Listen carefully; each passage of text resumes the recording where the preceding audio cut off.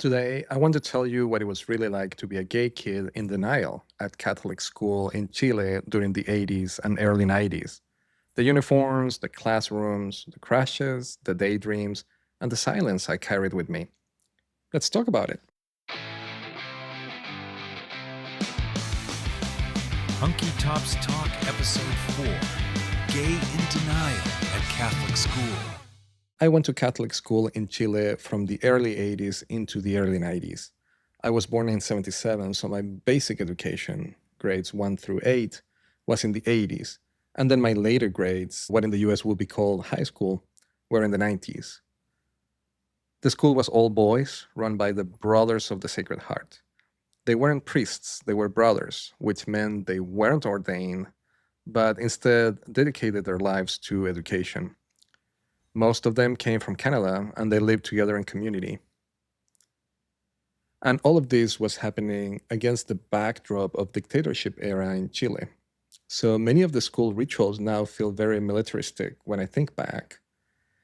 Every morning, we lined up outside before class, and we even left school in line. The line was sorted by height. When I was younger, I was tall and stood toward the back, but as everyone else grew taller and I didn't, I slowly moved forward. By graduation, I was closer to the front, one of the shorter guys. That constant shuffling forward really symbolized the order and discipline that shaped everything. The uniform was non negotiable: gray pants, navy blue socks, polished black shoes, light blue shirts when I was younger, but later it changed to white.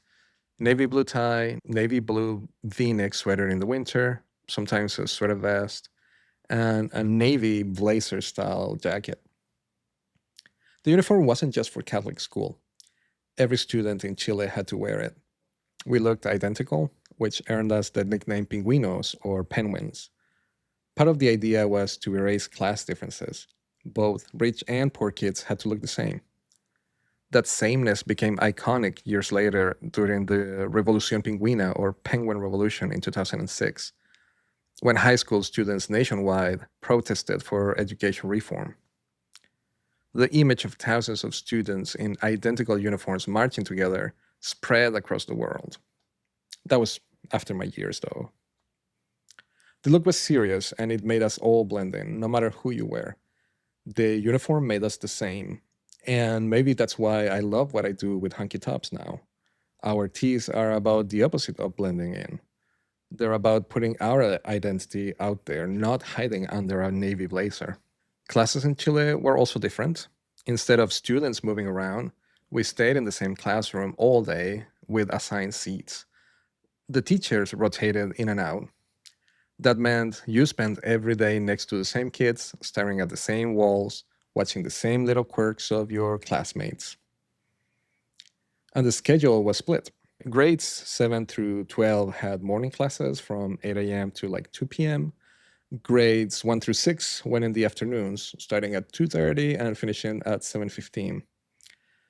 That was just how my school worked in Chile back then. Recess was its own universe. Every hour and a half or so, we'd spill out into the courtyard, and there were always groups of kids doing different things. When I was younger, the big game was something we called espiribol.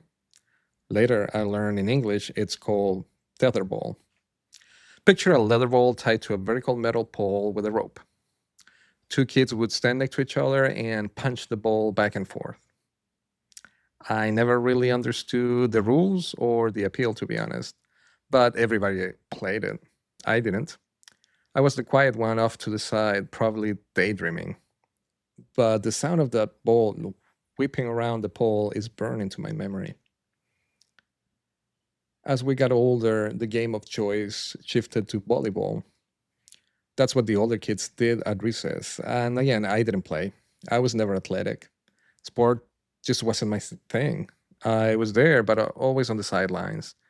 I guess that's part of why I'm so drawn to building community through Hunky Tops today. I know what it feels like to be on the outside looking in. My favorite subject was math. I loved the logic, the certainty that if you worked it out, there was always an answer. And I always felt drawn to my math teachers. They seemed steady, confident, like they had real authority. I couldn't name it then, but I know now that I was attracted to that confidence. History, though, not for me. Endless dates, battles, facts with no context. It felt like memorizing trivia rather than understanding stories. And then there was language, which back then we called Castellano. I loved that class. Reading, writing, analyzing words. That class challenged me in ways I really loved. And honestly, being challenged has always been something I find attractive. Through all of this, I already knew I was gay, but I told myself I could ignore it. Maybe it was just a phase. Maybe I would outgrow it.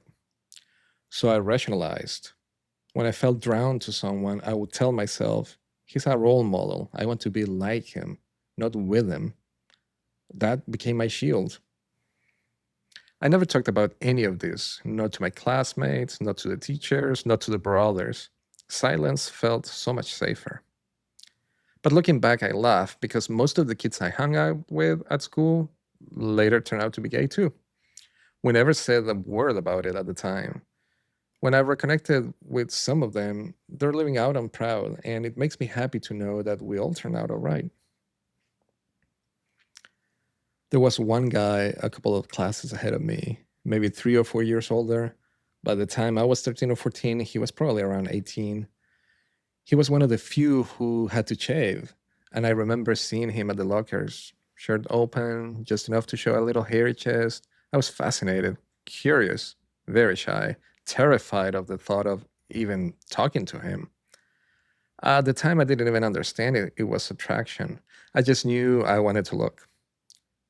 And then there were my teachers. That was a different kind of attraction, less about the body, but more about the mind, their intelligence, their authority, the way they carry themselves.